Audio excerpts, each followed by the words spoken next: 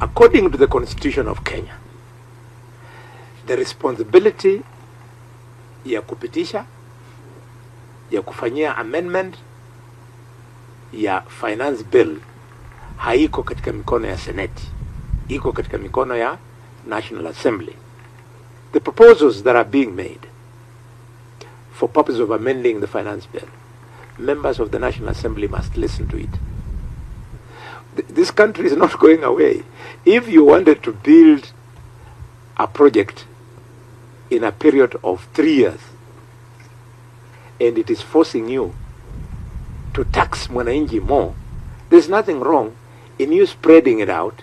You build the project in 5 years so that you tax mwananchi less. I'm confident that next week Parliament will unlock this. In fact, I'm going to be glued on TV. I see how Fred Ikana will vote. I want to see how Shinali will speak. I want to see Ersi.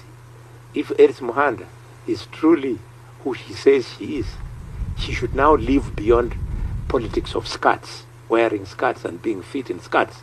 Now she moves into politics of analytical thinking.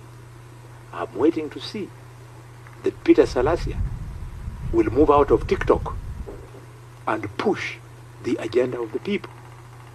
I'm waiting to see that Nabulindo, MP for Matungu, who worked in Parliament for many years before he became an MP, will take advantage of having been a senior officer in Parliament to do the right thing.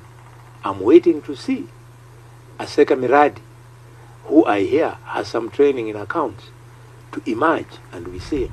And so do I expect of Dindi Mwale. So do I expect of this guy from Likwani, Mheshimiwa Mugabe. We want to see whether Mugabe has now moved out of the little officer he was in the county government of Mombasa to now a national leader. This is what we are waiting for. We are waiting for Nabi, who I understand was a senior manager with Coca-Cola, to show his credentials. We have to help the government to succeed.